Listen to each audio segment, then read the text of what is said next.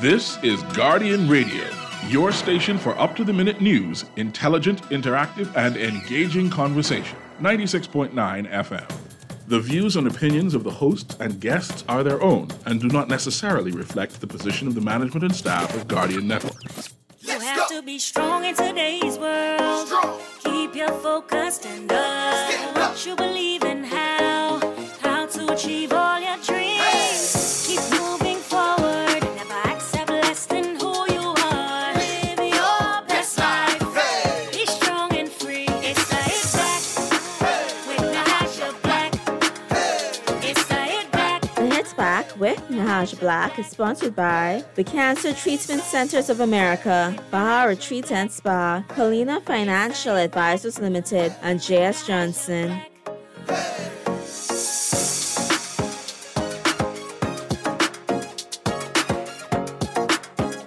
Good afternoon, Bahamas, and welcome to the Hit Back. I'm your host, Nahaja Black. It is a beautiful day here in the 242. I hope that you are doing well, that you are taking care of yourself, that you are living your best life.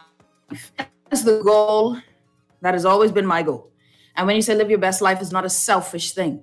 It is actually a selfless thing when you begin to find who you are, what motivates you, what gets you up in the morning. Then you're a better wife, a better mother, a better teacher, a better preacher. Whatever gives you purpose gives you joy. And that joy is that thing that's effusive, that is outpouring, that people will be drawn to you. Be mindful of how people are pulled into your orbit. That's a bit of charisma. That's a bit of something there. That je ne sais quoi. Work it, but be truthful. Don't use it to manipulate. Don't use it just to get your own way, sisters. We got to be uplifting. We've got to be bigger than ourselves in our situation. Even your bad days can be the best day for someone else. Always seek to be a giver, because we are going into undaunting or daunting situations. I want to say hello to everyone who's tuning in. I already gone on my whole preacher vibe, and it ain't even close to Sunday yet. It's what day is this? I don't even know what day this is anymore. Is it Tuesday, Wednesday, Thursday? I can't keep up. All I know is I still in this pursuit of happiness, y'all. Full on pursuit. And then, you read the paper, folks holding on, don't want to let go. Isn't there a song by En Vogue that says, hold me tight and don't let go? Don't let go. And then it's trying to hold on. That's a bad joke. Anyways, so we got a lot of stuff to talk about today. I'm excited. We have, today we had 11 new cabinet ministers added to the number. I think yesterday was 9 or Monday was 9, and now we have 11. So that makes a solid 20 persons added to the cabinet. That is not a small cabinet. Oh, no. So now the question is, okay. And I have to do the math, because I think over the 4 years of the minister administration, I'm sure we kept adding a cabinet minister a day. I'm just kidding. Bad joke. Anyways, so we're going to find out what's the total on that as well. So we're adding new cabinet ministers. We have some interesting comments by Mr. Gawon with regard to mortgage relief. We know that the economy is in trouble, but when speaking to those persons such as Mr. Bowe, it's not as dire as it seems. It just takes a lot of intention, a lot of attention and intention and intentional leadership, understanding of commerce, understanding of the economy, understanding of our economy versus the global projections. We must consider ourselves a practical modeling country versus just the theoretical when it comes to economics. So I think that there's a lot that we, can learn from and through this process. And that leads to my first set of guests. Of course, many of you know, I've said it many times, that one of my proudest things, apart from my family, apart from the show, is my involvement with natural resources. Why is it so important? Because I feel as if I discovered it too late. It was a secret. It was something that was hidden and that required more illumination. I am not one, like I said, I'm a practical woman and a practical, sensible woman. I don't believe in the only people I expect, or only person I expect miracles from is God. Yeah. I am not one that believes that people, well, the Bible says the arms of flesh shall surely, what is it? she'll surely ill not. I just always say to betray, fool you. Is it? Debbie Bartlett is coming on. Dr. Debbie Bartlett. She could quote that scripture right for me when she comes on. I assure you, she will, she will get me nice and saved. But, fail you. The arms of, fail you. The arms of flesh will surely fail you. So one of the challenges is that the illumination for a younger generation is happening. We see that there's a movement for it. There's a movement towards more information. This more information is something that we should all be aspiring to. But information without certain structures is not actually valuable. It's just what you know. How do you take what you know and form it into something that is of value, that is of substance? How do you take what you know? And if you find out that there is a value, how do you protect it? Not just because of greed, because of personal desire, but that it becomes something bigger. And today, I'm excited because I have some wonderful guests. And, I'm a big fan of the first name I mentioned. I consider her a mentor. I consider her a mentor for many across both genders. The one and only Dr. Deborah Bartlett. You know her because she speaks on economic emancipation. The Economic Emancipation Network is one of her babies. We know that this is what she does. She speaks on power. She speaks on purpose. She speaks on knowledge. She speaks on structure. Ladies and gentlemen, one of my guests in this discussion on our natural resources is none other. I would say round of applause, but my show is a tad bit low budget because I don't have that button. I'm going to introduce to you none other than Dr. Debbie Bartlett. Dr. Bartlett, welcome to the show. You know how much I love you, and hello, Bahamas. Hello, world. I am so inspired. Anytime I watch and listen to you, you are an asset to this country. And thank you for having me on this powerful show, The Hit Back. Man, my God, Dr. Bartlett, I really should send you a check in the mail, but our post office doesn't work. I only tell the truth. Then, of course, we have joining us. You saw him. He was on the show, I think, last week or week before last. One of the nation's great social advocates, right? Really a gentleman who is quiet in nature, but powerful in purpose and stature. A gentleman that I've grown to have such admiration for his leadership skills, for his way of just constantly working and weaving to bring real progressive change. The one and only Dr. Anthony Hamilton. Dr. Hamilton, how are you? I'm doing fine, Madam Black, and I need to send you a check in the mail. Listen, I'm here for you. But again, if you put it in that mail, we will never get it. And then we have joining us, this gentleman has been a blessing to my life, to the life of our foundation, the Bahamas Natural Resources Foundation.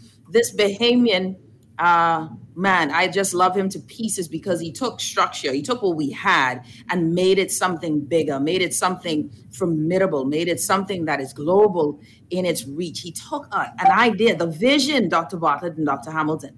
He took the vision and ran with it like it was his own baby. And anyone who knows what it's like to have a vision and then have such people who take it and own it and caress it like it's their child to help it to come to adulthood, understands the value of that human. So there's no money I could pay him. Actually, still working on that. Still working on that. He's waiting on that check in the mail. This gentleman is the CEO. I call him everything. He's the CEO, chairman. He might almost be a lawyer by now. The one and only chairman and the president of the Bahamas Natural Resources Foundation, my good friend and brother, Aj Cunningham. Aj, how you doing, buddy? Hello, Nahaja, and I'll wait for the check. I take American Express as well.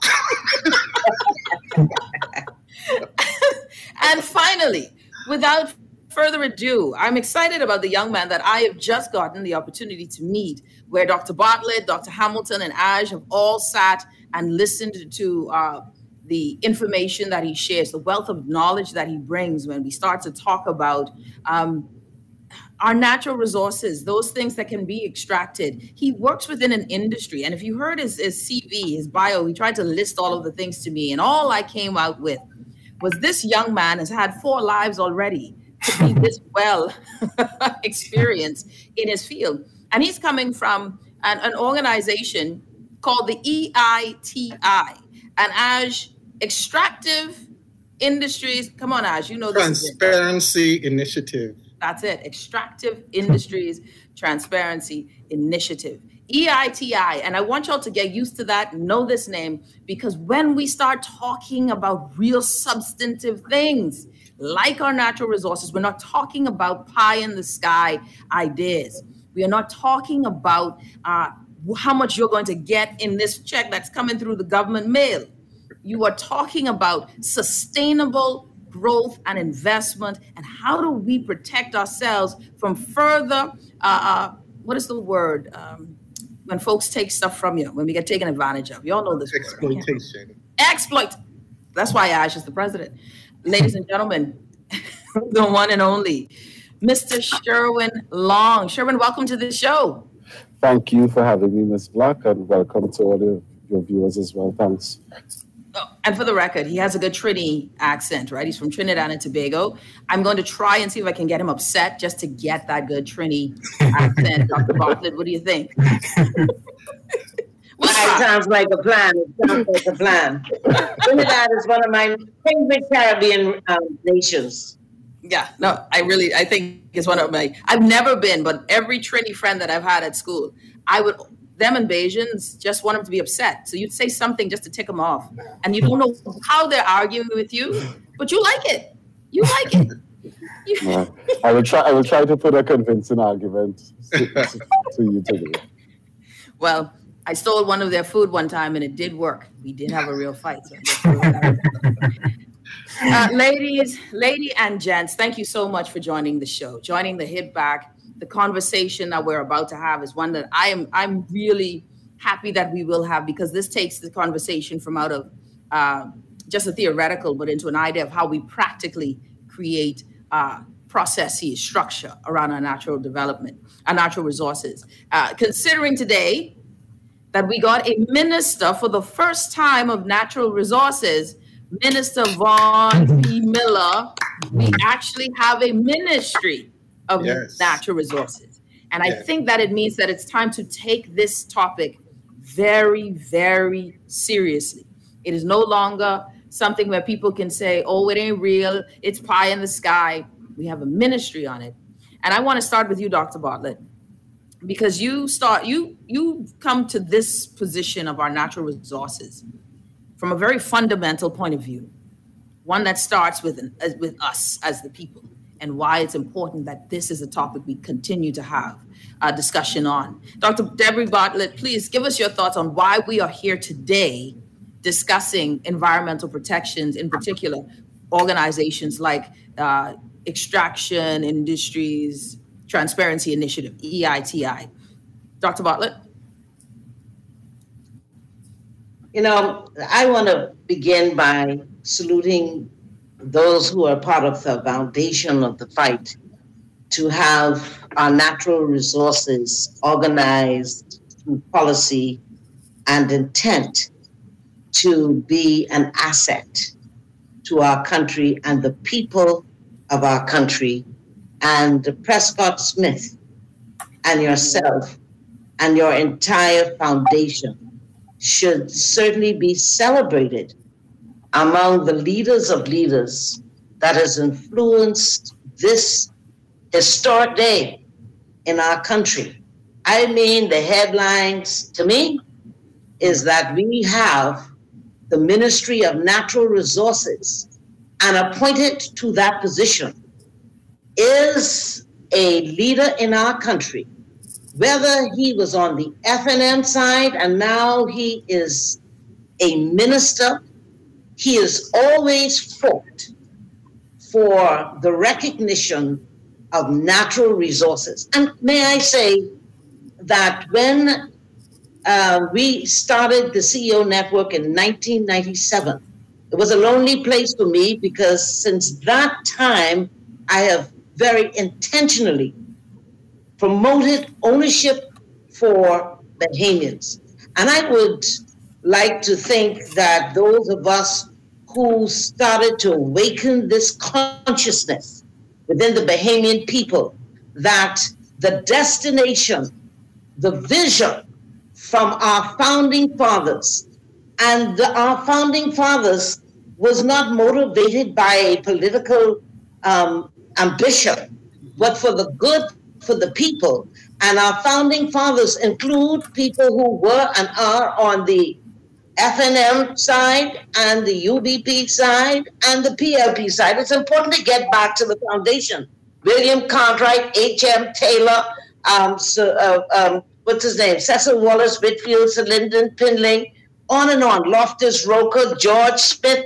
They came together, the Boswicks, because they believed in the preamble of our country. And just let me just say this thing and set hopefully a foundation. This historic day in our country to assign a ministry to manage our natural resources is, to me, an indication for restoration of what the national priorities ought to be, not only based on the vision for our founding fathers, but the vision of God himself. Just let me say this very quickly in 1 minute why I'm so excited. When God created the heavens and the earth, the first thing he did with earth is created an environment, the landscaping. The second thing he did when he created the environment is that he made natural resources the first industry. The first industry activated was agriculture and fisheries. And then he showed us the pathway, the rivers, the resources with the gold and the diamonds, the oil, etc. That's the priority. And if we understand and believe that we were born to be economically emancipated, that we were born to be economically secure, economically liberated, every policy should lead us to that path. And so I am absolutely excited today that this is history in the making. And I believe that that is the appropriate and very critical response for defeating what some of us may perceive as a crisis, which is really, as we heard it over and over again by the Chinese, is an opportunity for us to restart our economy and do it the right way. Destination economic emancipation. Ooh, that's a word. Okay, that's a perfect way to go to a break. That's a word. Let's go to a break. When we come back, let's carry on with this discussion. That was Dr. Debbie Bartlett sharing her story. We will be back right after this. Don't go anywhere. We'll be back right after this. J.S. Johnson Insurance Agents are the best. Reliable service, we've been on the scene, protected since 1919. J.S. Johnson Insurance has the test. You're always covered me. J.S. Johnson Insurance, peace of mind. Have you heard about the COVID vaccine raffle? If you are vaccinated against COVID-19, you can enter to win amazing prizes like food store gift certificates, hotel stays, beach excursions, and so much more. Even if you are previously vaccinated, you can still enter to win. The COVID vaccine is free, safe, and protects you from severe COVID-19 infections. Don't delay. Get vaccinated today and enter to win. Visit www.vaxbahamas.com to register. What happened to you? You look like you lost your paycheck. Man, I just realized I got scammed out of a bunch of money. They said I won this contest and just needed me to send them some money so I could collect. I mean, to expedite something. Or was it to smooth the process? Man, you're smarter than that. Protect yourself against scams and fraud by following these steps. If you know you didn't enter a competition, you can't win. Never pay to receive a cash prize. If you're being asked, you're being scammed. Check trusted internet sites for verification of information given to you. Do not give your banking details to people you don't know. If it sounds too good to be true, it is. Monitor your bank account regularly for any questionable transactions. Get more information at getmoneysmartbahamas.com. Sugar, sugar, let's get sugary. softer, smoother, and amazing skin. Oh, Baja Sugar, sugar, we're the sugar ladies, giving you skin soft as a baby's. Goodbye hair, we'll take good care of you.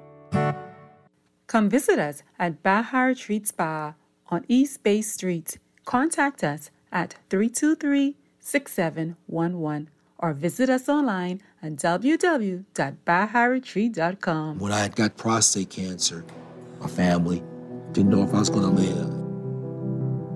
At Cancer Treatment Centers of America, within days, I got an appointment. They presented me with treatment options, and we set up a robotic prostatectomy. When my scans came back, there are no signs of cancer. They don't see you as a number, they see you as a part of the family. I'm going on with my life. It's a real gift. Call us at Cancer Treatment Centers of America. You invest in your children, your home, and your community. But are you investing in your financial future? At CFAO, we specialize in investment management, retirement planning, mutual funds, and private wealth management. Our team of experts never stops helping you plan for tomorrow. Because tomorrow begins today. Call us at 502-7010 to see what our financial advisors can do for you. CFAO, growing wealth for future generations. This is Guardian Radio, 96.9 FM. Fresh news, smart talk, all day. It's the Hit Back with Nahaja Black. It's the Hit Back with Nahaja Black. It's the Hit Back with Nahaja Black. It's the Hit Back with Nahaja Black. Back, you're listening to the Hit Back with Nahaja Black, Guardian Radio 96.9 FM every weekday, 4 to 6 p.m. We are also streaming live on YouTube and Facebook. So go ahead, type in Nahaja Black, type in the Hit Back with Nahaja Black. Either way, you'll find me. OMG, am I way too findable? You know, whatever that word, that's not a real word, but I'm going to use it. Online. Yeah, so I have that as a challenge. But I continue on with this great conversation. We're talking about our natural resources and the need for transparency and accountability, how to create those structures, particularly when we now have a Ministry of Natural Resource. I want to welcome my guests back to the show, Dr. Debbie Bartlett, Dr. Anthony Hamilton, President of Civil Society Bahamas, Aj Cunningham, President and Chairman of the Bahamas Natural Resources Foundation, and Sherwin Long, EITI expert. Sherwin, why don't I have your title in front of me? But I'm going to actually come to you now, right? Sure. Because with time that's passing and traveling, I want to get you to tell us a bit about, actually, no, let me hold that thought because I want to come to you now, but let me do some more groundwork, right? I want to ask Aj, the Bahamas Natural Resources Foundation, its impact right now, or watching us have a ministry now, right? And yes, there are things that the foundation champions, right? And Anthony, Dr. Hamilton, you can feel free to chime in on the heels of this question to Aj. There's things that the foundation and both civil society, they champion when we talk about the economic rights, the valuation of our natural resources. What do you see in terms of the foundation's platform now with the ministry and the importance of transparency and accountability in extractive industries, especially where that's where we have a lot of things going on now? Well, first, Nahaja, thank you for having me on. And I am honored to be on this historic day as we talk about transparency and natural resources. But first, I would like to congratulate all of the new cabinet ministers, and in particular, the Minister for Environment and Natural Resources, the Honorable Vaughn Miller. Many Bahamians have been echoing these words for the years about the importance of having a Ministry of Natural Resources, and like many other nations do. And at this point, what does it look for the foundation in terms of this new initiative?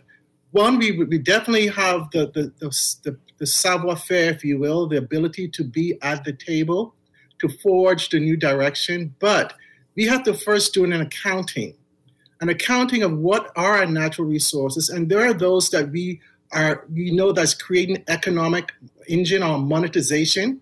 We have limestone extraction that's taking place in our country. We have aragonite being exported.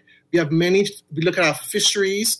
We look at many indelible products and services and aspects in our natural resources plethora that has to be done. But we know what is happening, but we have to mandate accountability and transparency.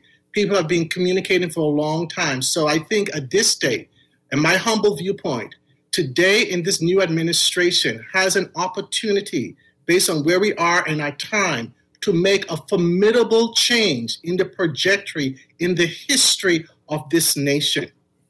And we know that this is not something that's going to come overnight. We've heard the political thought around natural resources, but as the foundation, the Bahamas Natural Resources Foundation, we are working in the background. We're not the loudest, but I assure you, we are making movements in the background for the Bahamian people, for economic emancipation. And in that regard, we will look to sit at the table and forge some policy and understanding of what the Bahamas need. But let's be clear, Bahamian people, this is not going to happen overnight. And it starts where you have to open the cupboard and be transparent. It's also not about pointing the fingers and blaming on different colors, different red, green, blue. No, we're all Bahamians. And so we have to, in this new space, we have to wake up and realize what opportunities we have, and are we going to embrace it? And I think with EITI and the transparency around it, which Mr. Long will speak about, it really sets the framework on how we move forward. And that's the most important piece. I see the foundations working that we were wishing for a long time to have the Ministry of Natural Resources. Now, the next thing is to develop a cogent, sustainable sovereign wealth. That's right. Wealth fund tied in. And again, we don't have to recreate the wheel. The models exist. And we, the Bahamian people, you have to be prepared that there's opportunities, but you have to be prepared to actually do the work, contribute, bring your voice to the table, and ready to make a difference, and let your parliamentarians and the policymakers know what it is that we desire. And if you need to educate yourself, educate yourself. You know what I want to do, and Dr. Hamilton, I want you to be the nice cushion under Mr. Long here, because I want to switch gears and I want to get to Mr. Long in this discussion before I bring you on, Dr. Hamilton. Sherwin Long, you are representing, you are part of the team that really spreads the message on the importance of this extractive industries transparency initiative. Explain to the Bahamian people what that is. Okay, again, thanks for having me. The EITI, as the name suggests, there's transparency in the name. So what the EITI really is, it's a process. So countries sign up to the initiative, and it promotes transparency and accountable management in countries rich in natural resources, right? I heard before, Aj mentioned limestone, aragonite, fisheries. All of these things fall under the EITI initiative. So it's a global gold standard, right? How does it work? As I said before, countries sign up to the initiative, and then you have to follow a standard. What does the standard say? The standard says, listen, if you're going to sign up to this initiative, you must have a tripartite coalition that implements the initiative. So that's the first thing. Countries will have to set up a steering committee made up of members of civil society, government, and extractive companies. So, for instance, I can give an example in Trinidad and Tobago. BP, it sits on our steering committee with the Ministry of Energy, as well as the Oilfield Workers Trade Union, or Fishermen and Friends of the Sea, very vocal civil society group. So that's the pillar of the EITI, tripartite cooperation and trialogue. Now, what questions does the EITI try to answer? Three major questions. One is, how much value do you get from your natural resources? So there's an independent auditor that looks at what companies say they pay to the government versus what governments say they receive from companies. I like that already. And then they reconcile that. The independent auditor would reconcile those figures and say, okay, are there any differences? If there are any differences, what is the reason for the difference? So that's one aspect of EITI implementation. The other aspect is, who do we partner with as a country to develop our resources? Who are the beneficial owners? When we speak of beneficial owners, we know who are the real interest, who are the controlling interests behind a company? Who are we partnering with to develop these resources? So that's another aspect of EITI implementation. And then the third aspect around issues like contract transparency speaks to, do we get fair value from our natural resources? So it answers three major questions. If I'm breaking it down very simply, that's what the initiative does. And it's really about engagement as well, because if you have a tripartite coalition, and as part of the standard, you also have to promote dialogue and debate on these stats that are produced. It's really it's a good initiative, but look at it in the context of what we face in the Caribbean. Sometimes we shout and scream at each other rather than having a conversation. So bringing the competing interests around a table is something that's very important. So that's one thing. Having the data, having data-driven dialogue where we can say, okay, an independent auditor put this information out. What does it mean for our development? What does it mean for development in the Bahamas? What does it mean for our country's development when we know that we've received X amount of millions from our limestone, for instance? So it's an initiative that touches on many of the pain points for civil society, for government and companies, because, it builds trust. So one, you have a tripartite coalition, so there needs to be trust building. The data is independently verified, so you can trust it. So when you're having your debates on either a political platform, in a barbershop or wherever, you can pull this data and say, well, listen, an independent auditor says we've received X. And then it goes on to having dialogue about how is the money spent. That's a part of the standard requirements as well. So it's really wide-ranging, the initiative. One of the things, and I want to show or ask this particular question. If you're just tuning in, you're listening to the Hit Back with Nahaja Black, Guardian Radio 96.9 FM. Special guest today, Sherwin Long from the EITI, Extractive Industries Transparency Initiatives. That organization really helping to create these levels of disclosure, this level of transparency, trust within our extractive industries. And in particular, and I have a question for you, Sherwin, you are from Trinidad and Tobago. Yes. Your major extractive industry is oil. Yes. Now, I want to ask this question with regards to that particular thing. And because, of course, I don't know if you know, right? Just recently, we had an article written about our fiscal stability by an economist, Marla Durcan. And the two nations she referenced that were kind of on this fiscal cliff were both the Bahamas and Trinidad and Tobago, right? And I sat and I pondered and I said, well, what a time. Trinidad with all of this resource is mismanaging this resource. Seemingly from the outside looking in, right? And based on some of her statements, the economist Durcan, that's what was relayed. We don't even have the sort of valuation on our resource. We don't have this level of transparency on our resource. We know we have extractive industries such as the sand and aragonite that are being taken out of country. We know that there's a company waiting right now for Morgan's Bluff to begin to extract there. They're still hopeful there. All of that said, how does EITI help you guys look at your oil? How does it help you to see it and say, we didn't get good value? How are you using it right now in Trinidad and Tobago? Right. So how we use the EITI really is the independent verification is very important. The EITI tells the story of the economy. So you can see the decline in oil and gas revenues in Trinidad and Tobago. Now, when you see the decline of oil and gas revenues, what does it mean? It means that, listen, we have to manage our resource properly. We have to use the money that we earn from the sector as a pillar for future development. So it drives that conversation in terms of, do we need to diversify from oil and gas? What industry should we focus on given there's a dwindling sort of revenues coming from the sector. So it drives a conversation sort of beyond oil and gas. It says, okay, listen, future planning, future projects, future policies, what do we need to do given that our revenue is declining? So it drives a discussion. It informs policymakers. It informs the public of this is where we are in terms of our resources and what do we need to either extend the life of the industry or to diversify away from the industry and look into different industries. Would there be, Sherwin, with EITI, does it help to create an accounting? Does EITI need to, or is at the forefront?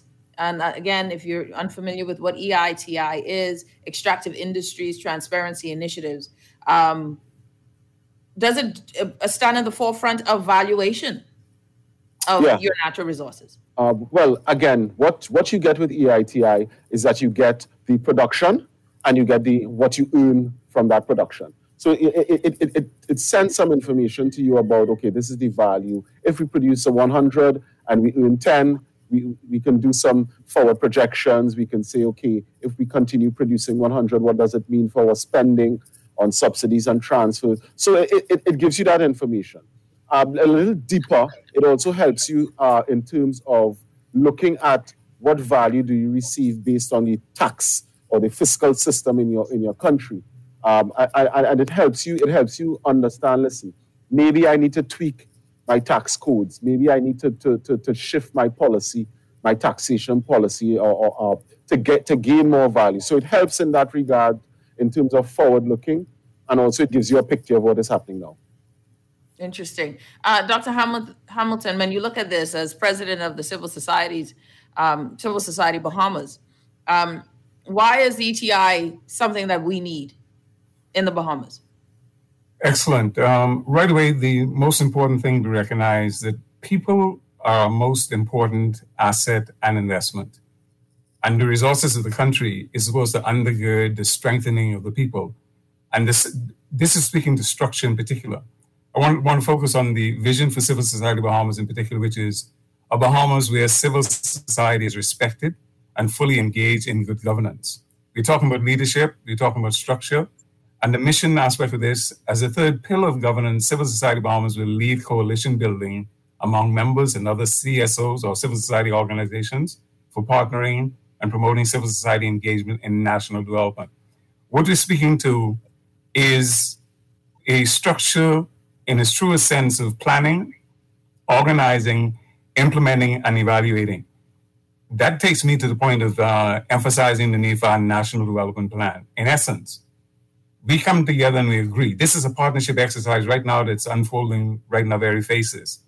The tripart aspect that was mentioned by Mr. Long, we have a diagram in Civil Society Bahamas that refer to the tripart governance structure, and it's speaking to the importance of civil society or the people of our society, the business community, and government. I often refer to this particular chart as two bites of the cherry. We've just walked through an electoral process nationally. The citizenry and residents had an opportunity to exercise their voting rights to choose a government. Having chosen the government, your work has just begun, because now we collectively have to take responsibility. The government has a responsibility, the citizenry has a responsibility likewise to bring account. And this structure of EITI actually puts us in a strategic position to have accountability and transparency and make sure that we are managing the resources to benefit the nation at large. One of the big tickets right now is the fact that our health system is seriously in a crisis. And so we're speaking to maximizing resources in every which sense to ensure that the people of the nation is benefiting in its greatest capacity. And so the structure of EITI, the Extractive Industry Transparency Initiative, is an excellent tool to be utilized with government's engagement to ensure that we maximize the returns on the investments as far as the country is concerned to the benefit of the citizenry. Ash, let me ask you this question before I get to Dr. Bartlett. Someone says, listen, it's 4:40. Well, that was then, obviously. It was 4:40. Let's get to the meat of the conversation. How much, where, and what do we need to do to protect? What do we need to do to protect and manage? And we're saying what? this is it? No, I think right now, Nahaja, to be very blunt, we have to be drastic. And we know that limestone is being extracted out of Grand Bahama. We need a full accounting of that today, not yesterday, not tomorrow, today. That is a point of fact. We know that we look at a state where we just got a downgrade and a sovereign debt. So we still have opportunities. We're diversifying our economies. We have a financial sector. It's expanding in innovative technologies. So there's a lot of things that's going on that we can make drastic change. And so we have to make drastic change. We talked about the drilling in Morgan's Bluff. We think that we can utilize our natural resources, but not for a selected few. It has to be open to the public of what is going to be done, who are the owners, and what's going with the funds. We have persons right now in the Bahamas who are hungry. They don't have enough to buy lunch, while we have millionaires extracting our natural resources, and everyone's being quiet. So let's not count the money. Let's look at the accountability. Excuse me. And so the first drastic move, drastic action. Let's do an accounting. Let's halt and cease, and let's see what is being taken out, where is it going, and who's on it, and why are we a sovereign nation? And I go back to the preamble of our Constitution, which says that we inherit the land, the rock, the keys. And what are we doing? The document that's the foreground of our democracy and our civil society. Well, that's what we need to do. Yeah. Dr. Bartlett, the question that many will ask, Dr. Debbie Bartlett joining us on the show, a part of this group that is calling for the country really to back and bring on board the EITI in-country civil society to put pressure on this as well, more accountability and transparency with this regard. Why would the young man on Jane Street, McCullough Corner, St. Vincent Avenue and Elizabeth Estates, why would the single mother who is trying right now to make ends meet, why should they care about something that seems so cerebral, something that seems so far and apart from their day-to-day lives? Why is the EITI and this show right now, why is this conversation even important? I have an adopted grandson, Eric. He's about 8 years old. And I say to him, just about every day I see him, I say, you were born to be great. And it gets to the point now that I say, you were born? And he said, I will be great. The person in Hay Street, in Bain Town, living below poverty, must know by the attitude that we have towards one another that you were born to be great. It's okay that you were born in the pit, but your destination is the palace. We have a practical way to get there. One of my mentors, Al Colley, who is one of the most successful entrepreneurs, understated, he's very simple, very humble. He always said to me, when people investigated him, because there will always be heightened scrutiny when you are successful. He said, I love people to investigate me because transparency and accountability is key to building trust. Trust is the lubrication for any relationship. Right now in the Bahamas, we don't trust each other. Listen, let me tell you what I look at. When I see Aj Cunningham, he is a man who is honored on Wall Street. He is an executive banker, a financial consultant. And we are historically, because I am going to believe that we are on this show today, because this is another step towards raising our thoughts. You can only think as high as your thoughts. And we don't really like each other as a people, Black people in the Bahamas. People don't like that, right? But it's true, because we are very comfortable with giving a foreigner, and I don't care what color it is, particularly white foreigners, and we need foreign investment. Listen to what I'm saying. It's not a racial statement. We have to get to the point. We are at what Moody would say is a downgrade in credit right now at this crisis point because we make too many petty decisions. We don't look at performance and values. And so if we are to take this opportunity right now and submit to EITI, it says, people of the Bahamas, you can trust me. Everything is transparent. People of the Bahamas, I don't mind if the elites of our country on both sides, because we have the oligarchs on both sides, PLP, FNM, NEM, it doesn't matter. What we have allowed as a culture, I was a little embarrassed today. Give me just 1 minute more. I was embarrassed today. Yahoo News wrote a powerful article on Dario Roberts, who is a Bahamian being defined by Bloomberg, Yahoo, I forget, Forbes magazine, and they just said something. He is a guy who is being described as an innovative leader that is changing the financial services sector around the world. And Yahoo started in one of their opening sentences today that he has defied the cultural standards of the Bahamas and become successful anyway. And to me, that's not a good thing. No, we're supposed to be with him. We're supposed to be uplifting him. We don't supposed to wait until the crowd get on board. This is what we are talking about now for that person in Hay Street in Baintown. If you can dream, you have an environment that would facilitate your dream. That we are here on this program today as a microcosm or a template of what a tripartite coalition can be. And I just say this, listen.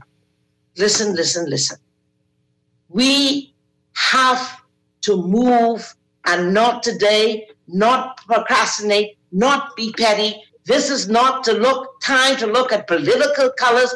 This is the time to secure our legacy for generations to come. This is the time for us to create pathways for economic security and economic liberation.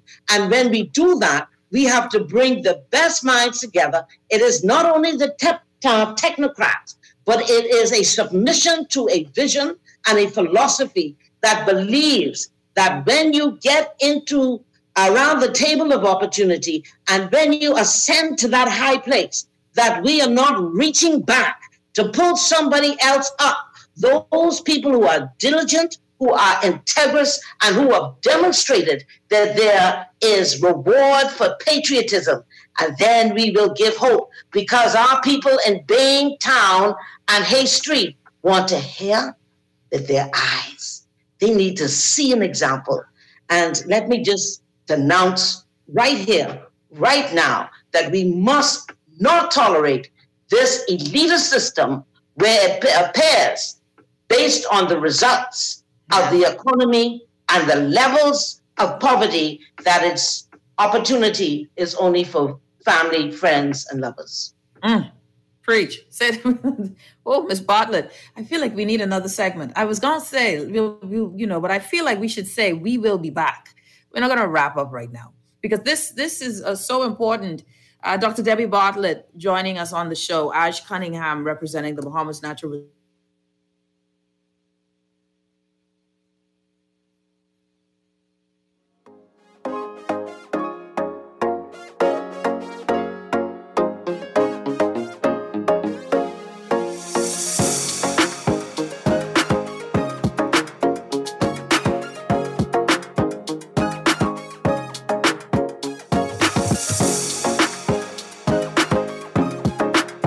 This is Guardian Radio 96.9 FM, Nassau, Bahamas. It's the hit back with Nahaja Black. It's the hit back with Nahaja Black. It's the hit back with Nahaja Black. It's the hit back with Nahaja Black.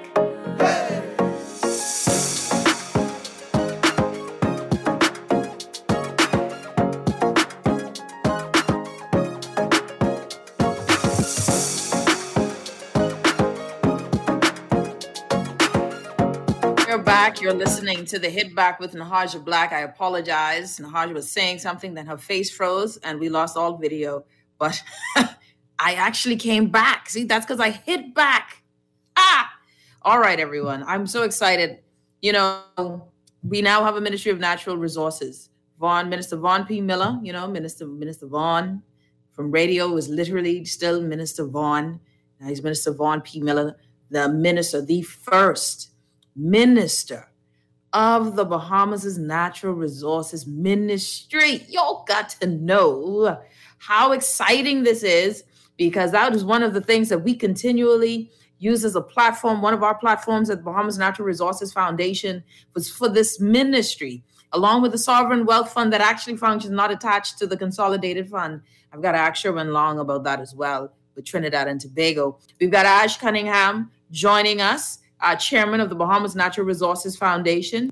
We've got Dr. Anthony Hamilton, president of the Bahamas Civil Society. We have the illustrious, compelling, the prophetic, just the most eloquent, did I say poetic? I said prophetic.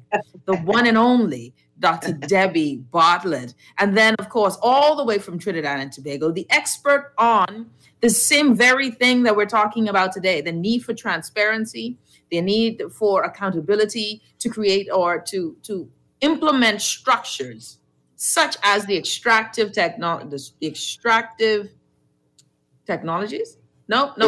Extractive Industries Transparency Initiative. All of a sudden, I'm a little slow. Mr. Sherwin Long, ladies and gentlemen, thank you so much again for joining us on the show. Thank you so much. All right. So this is where we stopped off, ended off, Dr. Bartlett, was you really setting the table, really laying the groundwork for the mindset change, why we need these structures, why it is not just one good enough to say we need these structures, but that we must force the hand and demand that a structure like the environmental, all of a sudden, only thing I know is environment, the extractive industries, y'all know what I mean, EITI, right? Sherwin, then I come to you. How do we create this, implement this? Do we invite EITI? What is the reach of EITI? How easy it is for the Bahamas to say we want this sort of oversight? Okay, so to sign up to the EITI, it's I wouldn't say it's a simple process, but firstly, the government, because it's government-driven, the government has to make a statement saying unequivocally, we will implement the EITI. Then you also have to develop a work plan. You also have to develop the tripartite coalition that I discussed, where the government will say, well, these agencies represent the government. What happens is that the industry, whether you have umbrella industry groups, will say these are the groups, these are the players that are representing the industry. And civil society, I think the best process is, and you already have that coalition with Dr. Hamilton, where you can have a civil society, umbrella civil society group send its members forward. So it has to be done where each stakeholder group selects their members as well. And I can tell you that in our experience in Trinidad and Tobago, it wasn't ideal. The government selected civil society groups. So that's something that I'm flagging very early. And we had to change some of the membership very early as well. However, despite the government selecting civil society groups, the groups that were selected were very vocal groups that are independent as well. So I'm just using our experience to say, there's another way. Have each different stakeholder group select its membership and have a process for selecting membership. And when you make this application, then the EITI board would review your application and say, okay, Bahamas, we accept you into the EITI family. You have 55 countries that participate, ranging from the UK to Ghana, to Trinidad and Tobago, Suriname, and Guyana and CARICOM. So it's a global initiative. When you sign up, you also are open to an international network where you can find out what solutions did an EITI country come up for a particular problem. So it gives you a real good sort of networking opportunity to, so you don't reinvent the wheel. You find out, okay, if we have a problem in verifying production, what has been done in another country? What has been done in Ghana? What has been done in Trinidad and Tobago? What has been done in Guyana? Let me ask this question. What is considered an extractive industry? Basically, think of anything that you can extract, take out, right? It's for oil and gas, you would do drilling. For fisheries, you would use a net. You would extract the fish from the seas. So think of it that way. It ranges from everything from oil and gas to quarrying, to fisheries, to forestry. Wow. So it's wide ranging in terms of what can be an extractive industry. Yeah. The great question: has EITI membership proven to be of value to countries that have joined? Great question. Yeah, well, I can speak from Trinidad and Tobago's perspective, right? I'll go back in time to when I was a journalist. I used to cover business. We would never know. We would only get aggregate figures, total figures of what was earned by the country, what was the revenue, and so on. Sounds familiar. But now I can look in our EITI report and say, okay, BP, they paid this to the government. Heritage paid this to the government. Shell paid this to the government. So it disaggregates the information so that you can see what these companies pay individually. I think that's important. The other thing in terms of the value, we have politics sometimes. We have that is fractious. That is, you have conflicts. I think what the EITI does, and it's not a perfect initiative, but it brings competing interests around the table to actually sit down and discuss and review and approve of what we are doing within the EITI process. So every single report that we put out, BP, Shell, the Ministry of Energy, as well as Fishermen and Friends of the Sea, which is an environmental NGO, as well as the Network of NGOs for the Advancement of Women, which is a gender-based NGO, they have to agree and say, yes, we all approve of this EITI report for publishing. So it builds that trust, it builds that sort of coalition trialogue. So that to me is not to be slept on at all. It's a very important sort of process for having debate around the key issues. We've met every month, so we've had 130 meetings. We've only had to vote on an issue once over that 130 meetings. What does that mean when you say you only had to vote on an issue? So all decisions, everything has been through consensus. So it helps in terms of coalition building and consensus building. So as I said, we've only had to vote on one issue over 10 years of implementation. All decisions have been made through consensus. So it helps again. That to me is almost priceless in a country where you have it politically fragmented, etc. Yeah, and it's so interesting because I wonder, for you guys in Trinidad and Tobago, is the information used to help to create fine-tuned policy when it comes to exporting of wares, right? So we had Dr. Singh, who is in country with us, mention, hey, one of the extracts or extractive industries is cascarilla, something that is extracted out of country. With the EITI reports, are we able, like you said, we're able to see it not in aggregate, but these numbers stretched out, fine-tuned for us. But are we also able to make smarter decisions? Have you found that in Trinidad and Tobago that you're able to make smarter decisions, policymakers, with this information?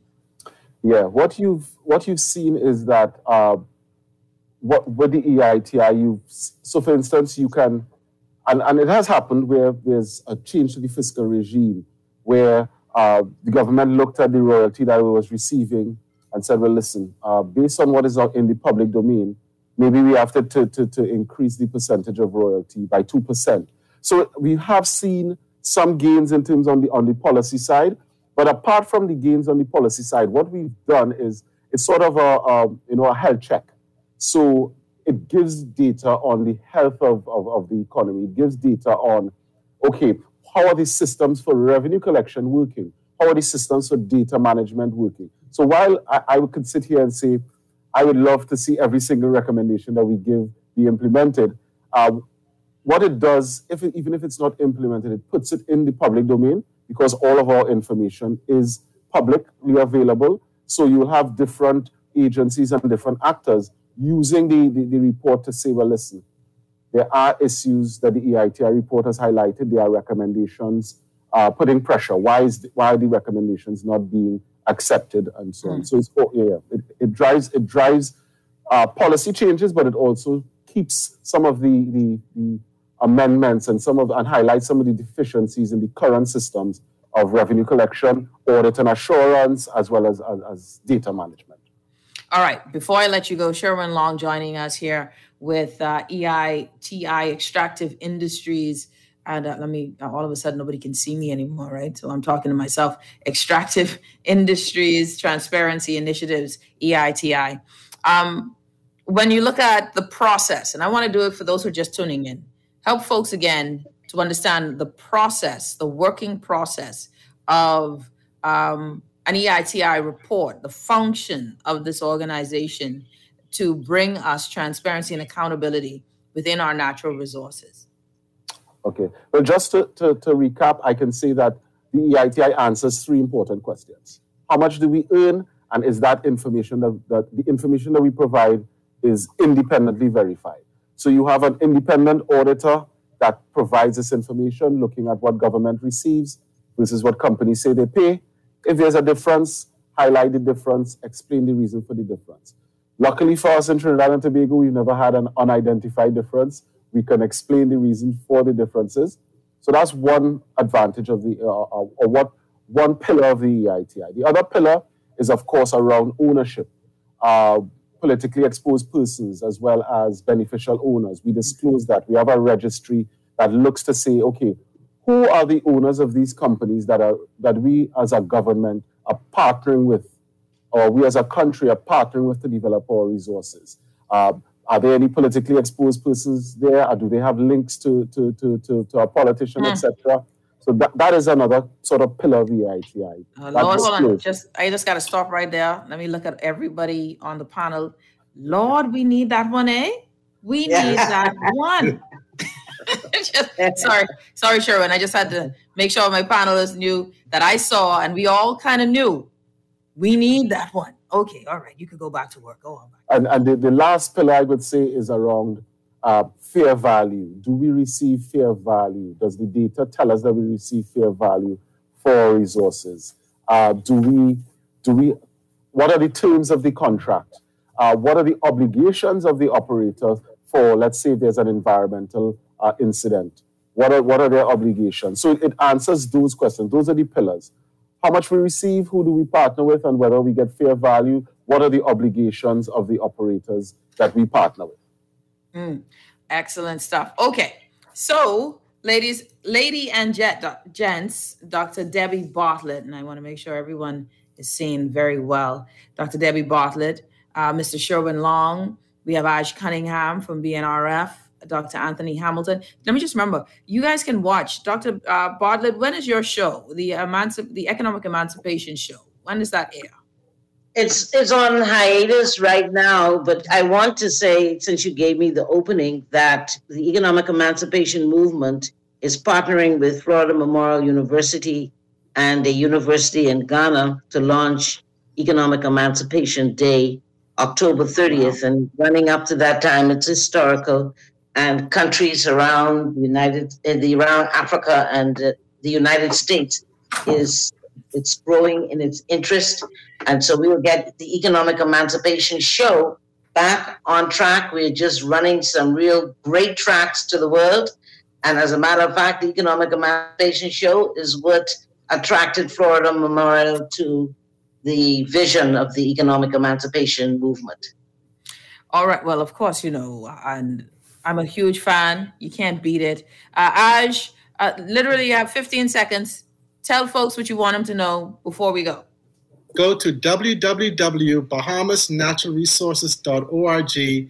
Join, get in contact with us. We will have a webinar of 4 of us within 3 weeks. to really expand and put more questions and process to this discussion on transparency, because the Bahamian people have been asking for this. And so we, as civil society, emancipation movement, and EITI and the Bahamas Natural Resources Foundation, we are historically coming together to answer the people's call.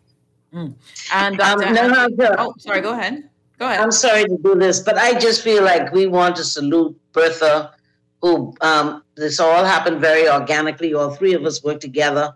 But Bertha Cooper, who's doing amazing things in the United States and Africa, brought us together, and let's salute her for bringing us to the EITI platform. Excellent. Yes. And of course, Dr. Anthony Hamilton from Civil Society Bahamas, 15 seconds. Your thoughts on this from civil society's perspective? Oh, you got to unmute yourself there, Dr. Hamilton. Sorry, thank you much. Three quick representations. Re-education, training, and development. It's a mindset change that we're actually executing to empower with regard to equality and equity in this structure. Well, that was good. Oh my, you're not Baptist. That was awesome. I mean, Dr. Bartlett knows our good pastor, Pastor Maz, would say, okay, we're wrapping up, and tell us all to stand up, and it would be 30 minutes later. It would be a sponge ball. Yeah. Thank you guys so much. Sherwin, thank you so much. Sherwin Long from EITI. I appreciate the time, the effort, the ability to explain this to us, the need for this level of accountability and transparency, and to know that there are entities that exist already, and knowing our Caribbean brothers and sisters are using it, I think also gives us a sense of oneness, understanding, and trust in something like this. Dr. Deborah Bartlett, Aj Cunningham, Dr. Anthony Hamilton, Sherwin Long, thank you so much. We appreciate you all for joining us. All right. We love you. Thank you. Guys. Thanks again. Indeed. All right. You're listening to the Hit Back with Nahaja Black. We will be back right after this. We got a lot of stuff to talk about. We still got to talk about all of these appointments. 11 more cabinet ministers. 11. That makes it about 20 so far. Is that the end? You know, they say Gussie may cabinet, but is it justified? I don't know. Let's talk about it. We'll be back after this. Sugar, sugar, let's get a sugar ring. Softer, smoother, and amazing skin. No, sugar, sugar, we're the sugar ladies, giving you skin soft as a baby's. Goodbye hair, we'll take good care of you.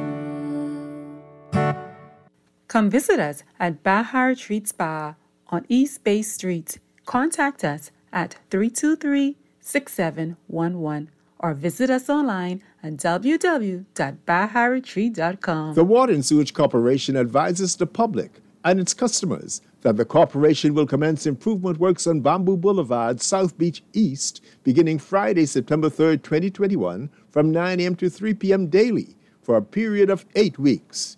During this time, there may be some interruption in water supply and traffic flow around the work area. The corporation apologizes for any inconvenience caused. What happened to you? You look like you lost your paycheck. Man, I just realized I got scammed out of a bunch of money. They said I won this contest and just needed me to send them some money so I could collect. I mean, to expedite something. Or was it to smooth the process? Man, you're smarter than that. Protect yourself against scams and fraud by following these steps. If you know you didn't enter a competition, you can't win. Never pay to receive a cash prize. If you're being asked, you're being scammed. Check trusted internet sites for verification of information given to you. Do not give your banking details to people you don't know. If it sounds too good to be true, it is. Monitor your bank account regularly for any questionable transactions. Get more information at getmoneysmartbahamas.com. When I had got prostate cancer, my family didn't know if I was going to live. At Cancer Treatment Centers of America, within days, I got an appointment. They presented me with treatment options, and we set up a robotic prostatectomy. When my scans came back, there are no signs of cancer. They don't see you as a number, they see you as a part of the family. I'm going on with my life. That's a real gift. Call us at Cancer Treatment Centers of America. You invest in your children, your home, and your community. But are you investing in your financial future? At CFAL, we specialize in investment management, retirement planning, mutual funds, and private wealth management. Our team of experts never stops helping you plan for tomorrow. Because tomorrow begins today.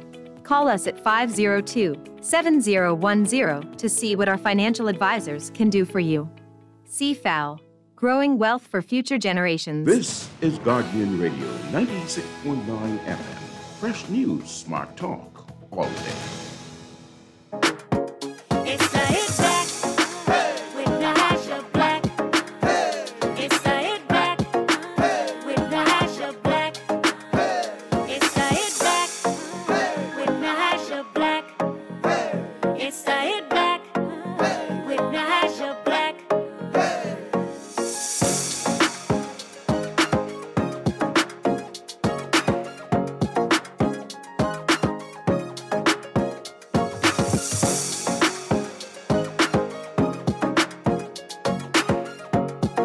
Listening to the Hit Back with Nahaja Black, Guardian Radio 96.9 FM.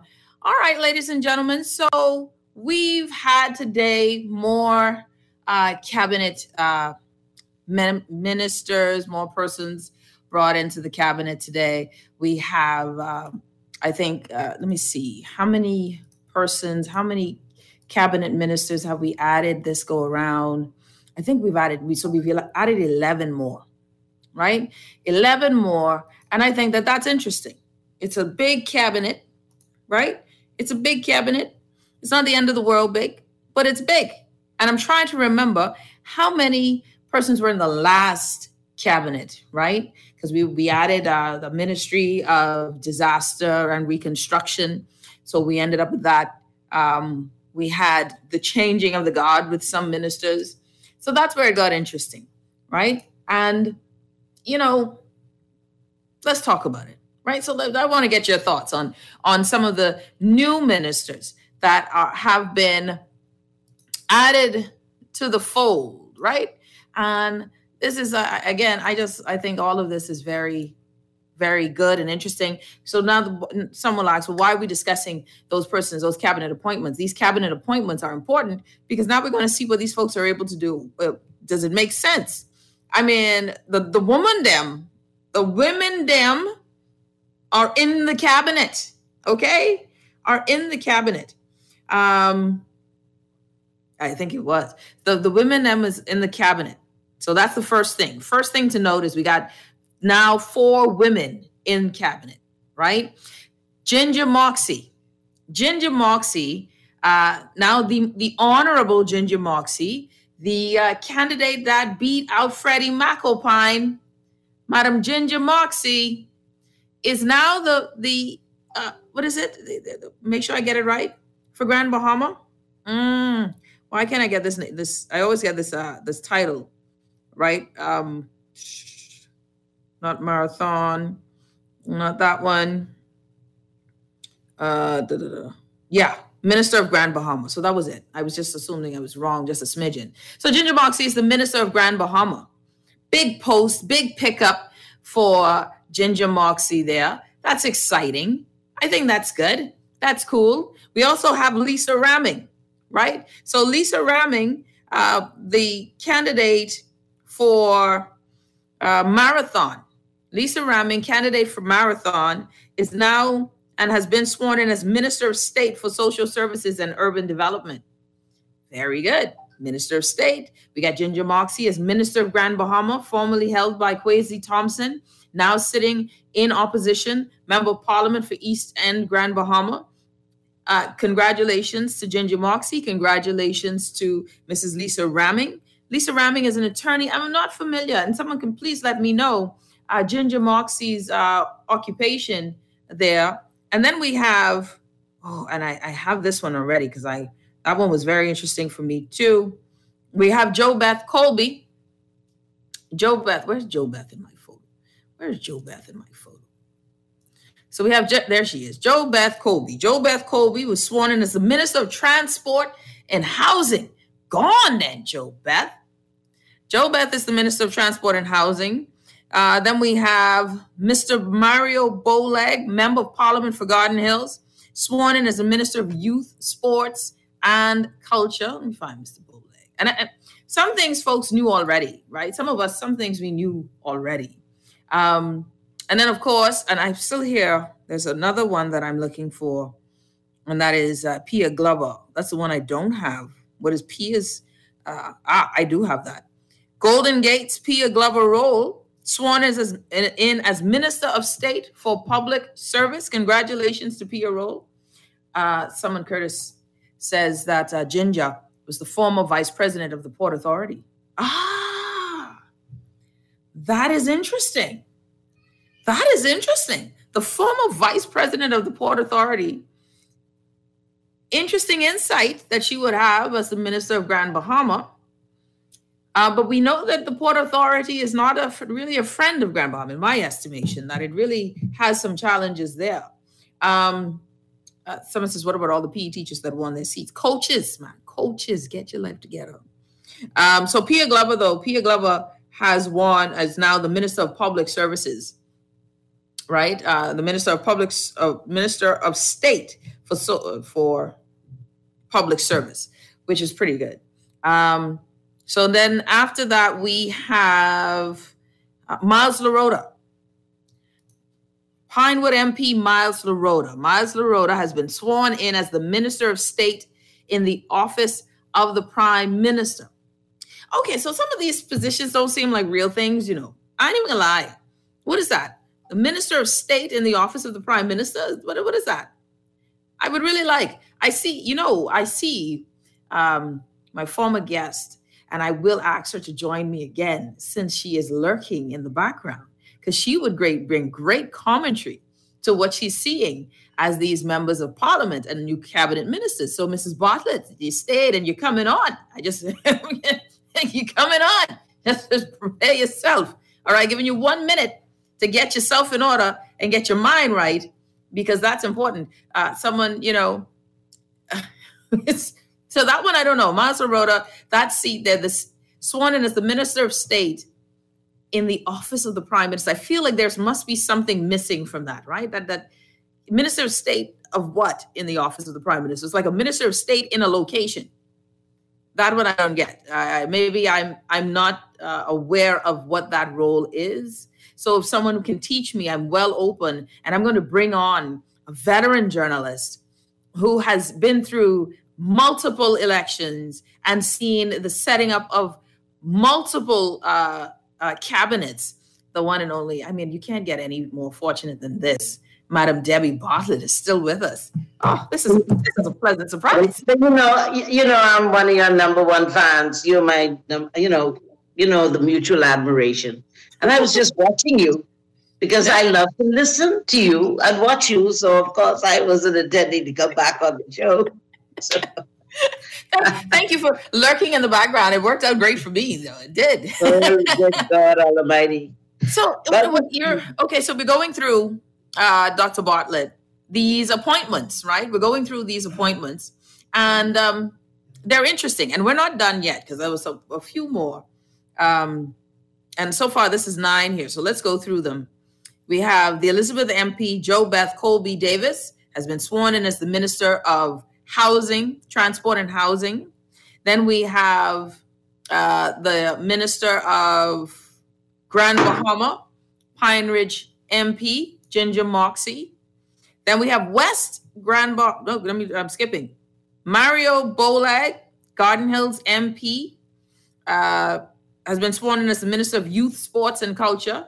I don't have a problem with that. I think that's a good choice. I'm always concerned, though, when we have sports people, they tend to lean more towards sports and youth, and culture gets put on the sideline, not by intention. It's just attention. They don't think about it the way that I think culturalists think of that. I want to get your thoughts just on that alone, Ms. Bartlett. Do you think Ministry of Youth, Sports and Culture should be split? Should culture have its own sort of other, or is it fine the way it is? Well, it's a very interesting question.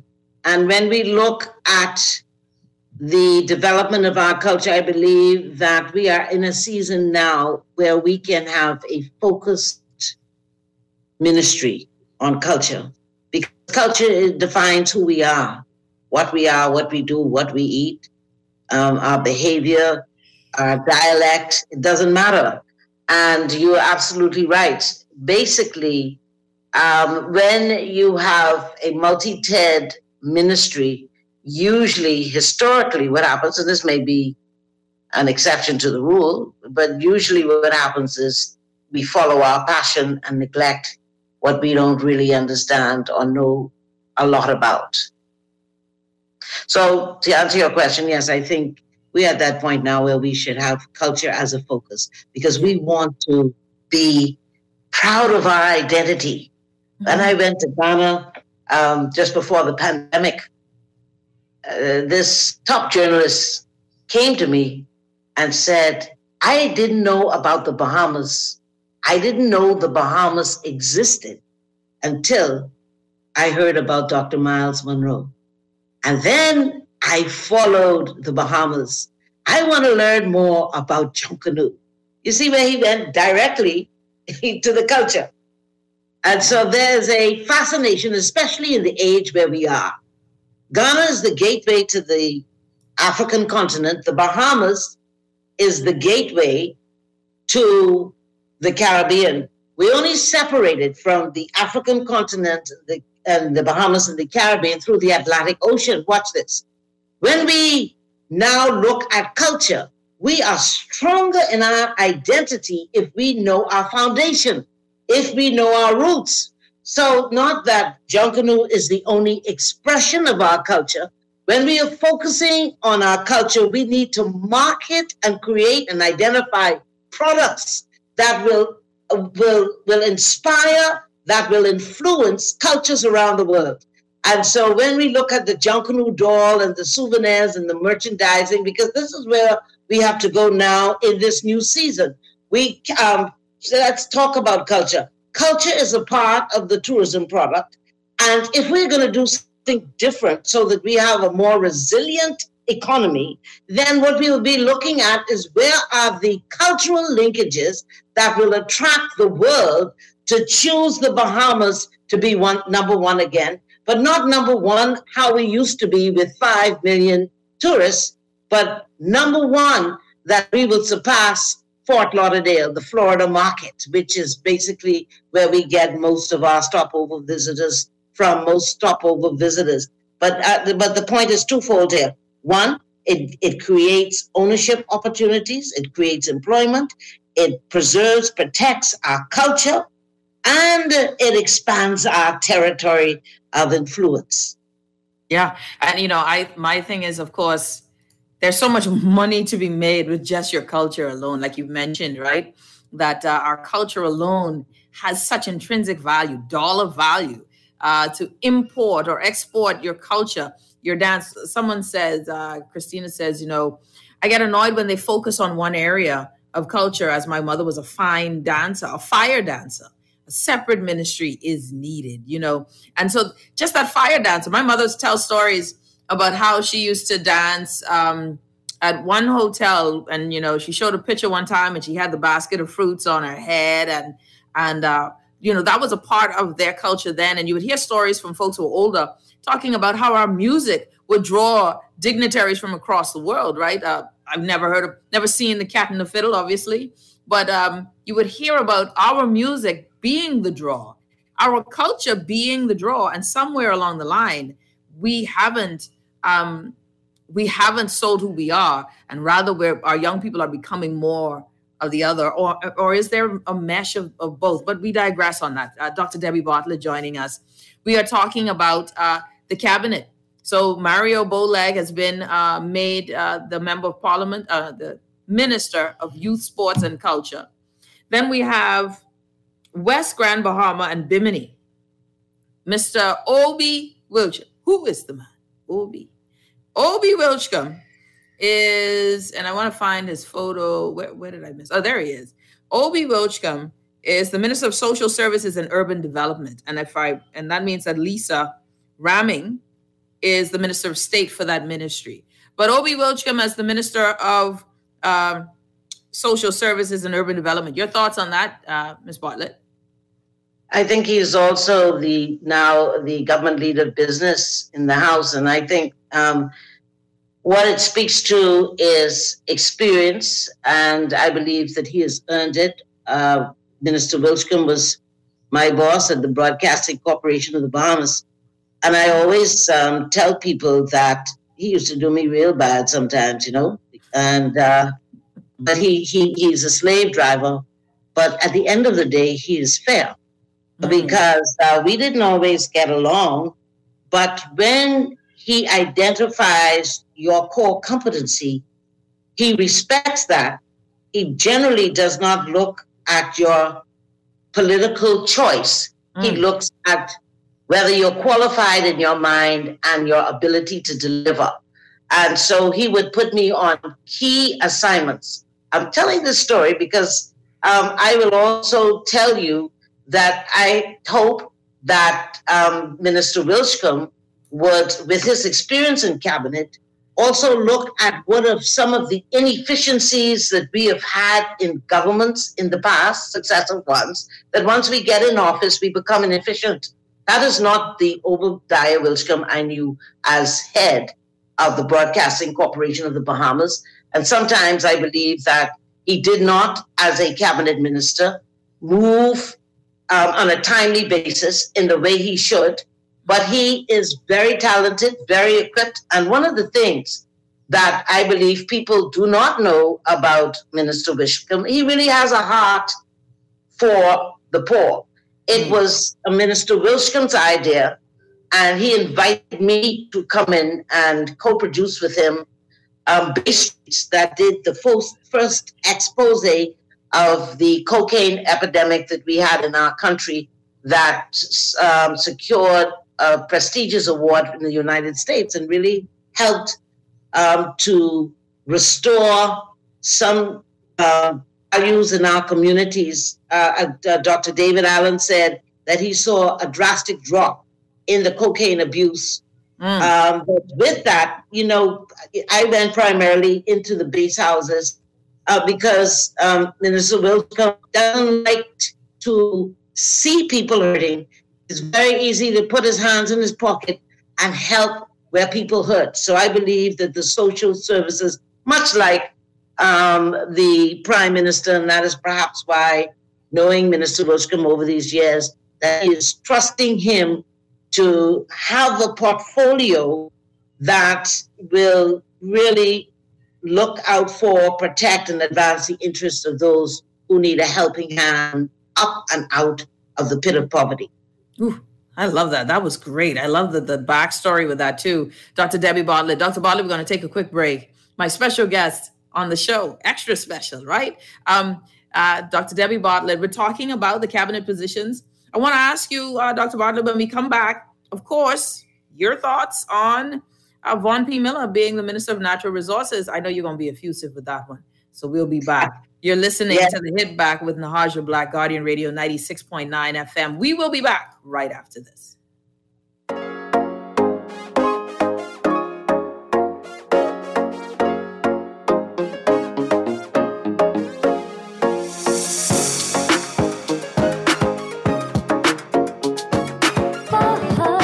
Sugar, let's get sugary.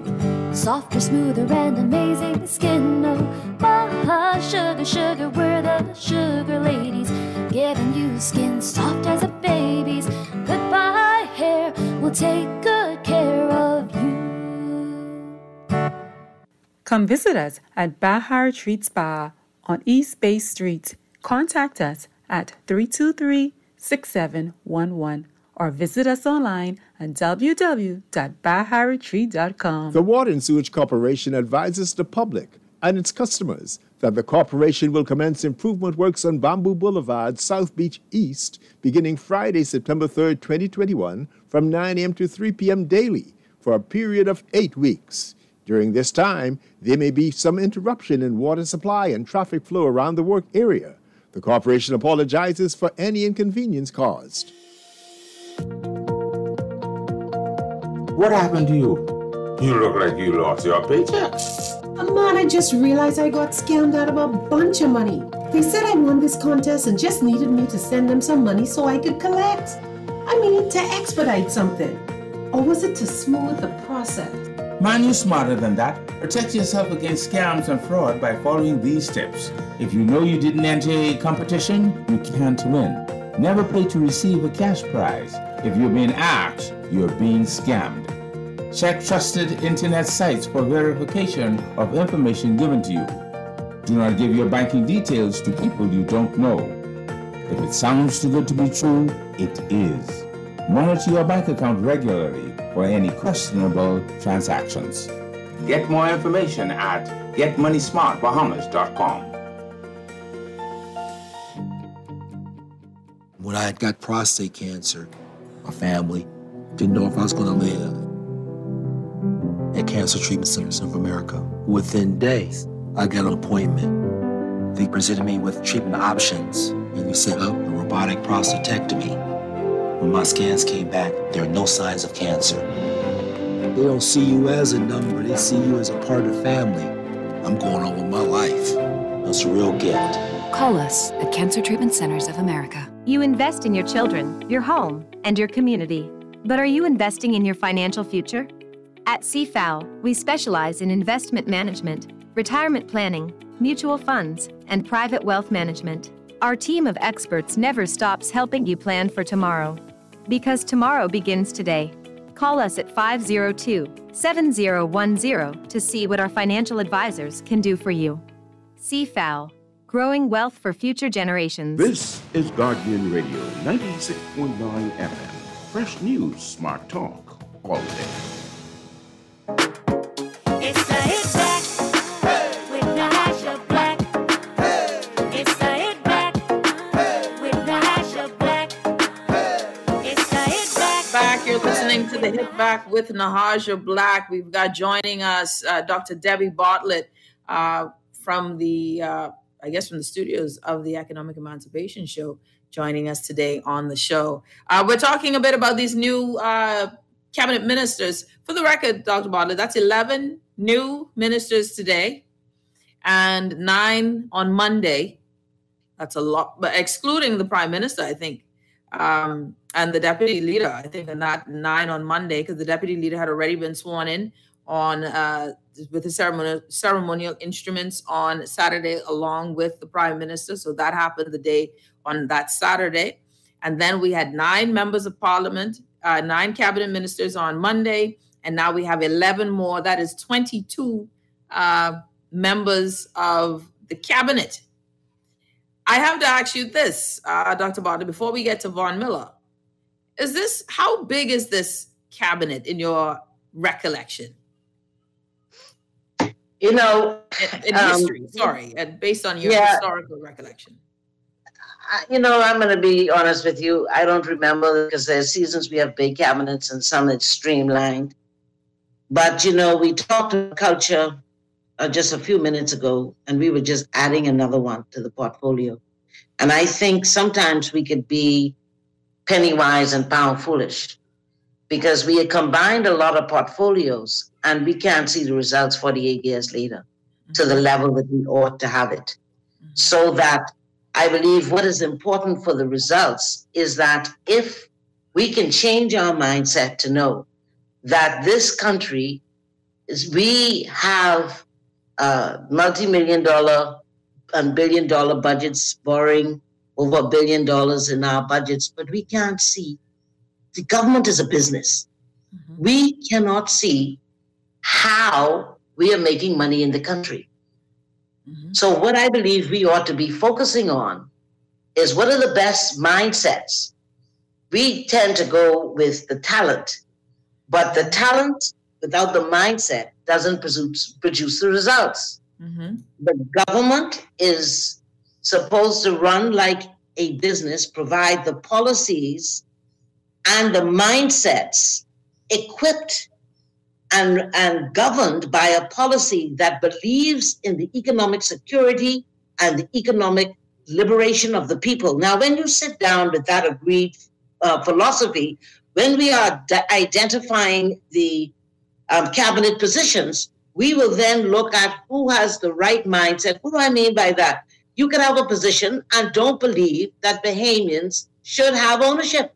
That's right. If we do, then we will sit down when a foreign direct investor comes in, and we need them and we honor them, but we will look around the Bahamas and say, who has qualified themselves in attitude, in mindset for the development of this country and skill set to be a partner in that project. That's what the late Celinda did.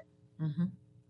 We have situations, I spoke earlier about Al Colley, but Celinda did not know Al Colley when Chris Blackwell came to the table and said, I want to have a recording studio. He said, I see an application from a Bahamian. See, the late A.D. Hanna talked about Bahamianization, and that vision that governed their thinking was executed in the decisions that they made. And so we had, through Compass Point, a world-class, it became the #1 studio in the world. Michael Jackson, AC/DC, all of these people were doing that. And so we have strayed from that founding philosophy and template of the preamble of the Constitution that believes that we should be masters of industry. And so now I am not so much looking at the numbers for the cabinet. What I am looking is to observe what is the mindset of the cabinet. Are we going to continue to tolerate pettiness when obviously we are not making the right decisions for our future generations? And let me just say this. I'm saying the downside of the cabinet ministers. We also, I want to temper it by saying two things. Successive governments have delivered, in spite of the global storms and even national hurricanes, have been able to guide us and navigate us to maintain, even though that is more under threat now, the third strongest economy in the Western Hemisphere after the United States and Canada. We need to celebrate all of our leaders. They've been able to do that. When we talk in a public discourse, we zero in very quickly on what our weaknesses are. But I want to say that it's important for us to look at what their strengths are. I want to thank the leader of the opposition, Dr. Minnis, because you know what? Whatever our challenges were like around the world with the pandemic, he kept all of the public service workers fully employed. And we know good and well, we couldn't come in, we were in lockdown, but another leader may have thought it would be fiscally responsible to cut the pay of government workers. And you see that the private sectors did. So what I'm saying is that, and just in final thought here, is that, listen, let us go beyond the little weaknesses that we have for the past. We cannot afford to have our money devalued, and the devaluation comes when we devalue each other. And we could celebrate each other and be happy to see someone succeed and be objective of what is best for the country, and start by saying, I want to give the cabinet ministers the benefit of the doubt to believe that they must see that we are influenced, impacted by the global environment. And even though politics is local, we are living with some global realities that we have to adjust to, and we can't just lead for a select few. We must lead for the nation, and we must believe that we have enough vision and skill in this country that we will be influencers of the world. Debbie Bartlett joining us. One more cabinet post that I kind of raised my eyebrows at, Dr. Bartlett, was Zane Lightbourne, the Honorable Zane Lightbourne. He said, well, Nahaja, why did you raise your eyebrow at Zane Lightbourne? He didn't do anything wrong. I just thought it was interesting that Zane Lightbourne was a former union, I think, vice president of the teachers union. I know that Zane Lightbourne has had some challenges before with the leadership style of Belinda Wilson, the president of the BUT. And now he is, and I want to make sure I get this right, he was the last to be sworn in as the Minister of State in the Ministry of Education, Technical and Vocational Training. Of course, he falls under the purview of the Minister Glenys Hanna Martin. But my eyebrows raised on this one, Dr. Bartlett, because I know that the relationship between Mr. Lightbourne and the one Belinda Wilson is not a cozy relationship. And I wonder, because I even got teachers calling me saying, well, what a time for this appointment. I am going to watch this appointment very strongly. I don't know if what is the function of this, but when you hear something like that, what are your thoughts? And we literally have like a minute, but I'm trying to figure out what are we doing here? Well, I don't know Minister Zane, but I am going to believe that he is going to be the statesman, as the Minister of State calls for, and put the children first. And of course, Belinda Wilson, if two people always agree, somebody is unnecessary. And I believe Belinda Wilson and Minister Zane have both been a part of fighting for the rights of teachers, fighting for transparency, fighting for accountability. And let's just make sure that that is done. I'm confident that Minister Glenys Hanna Martin, look, she's the sixth longest serving minister in the entire Caribbean, and certainly here in the Bahamas. I believe she's either number one or number two. She has the kind of experience I am confident to know how to manage that environment that may suggest that there could be some conflict. But I know that Belinda and Minister Zane, we don't have time for personal agendas. I'm sure that the Prime Minister has put him in the position because he knows that he could move beyond whatever fight he has for the interest of the children of the Bahamas. I am hopeful. I'm working with your optimism there, Dr. Bartlett. I'm watching this one. That one is beyond. They all say the same. Give them the benefit of the doubt till to prove you wrong. Charlene, that's what this crew has with me right now, Dr. Bartlett. They got a lot of green grass right now, and they won't be gold, and the sun shining, and it's a new day. But boy, you better stay. It better stay that way tomorrow. We need to see some results. We need to see re-education. We have to see curriculum that is going to transform the thinking of our future leaders. And so we don't have enough time to be distracted by our personal agendas. We got to look forward to the greatness of our future. Dr. Debbie Bartlett joining us today on the show. Thank you so much, Dr. Bartlett. You're the best.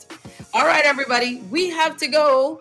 I want to say special thanks again to Dr. Bartlett and everyone else who's tuning in today. Child, I'm watching that one, though. Y'all sleep. I'm watching education. Now my eyes woke. We'll see you tomorrow. You're listening to The Hit Back with Nahaja Black, Guardian Radio 96.9 FM.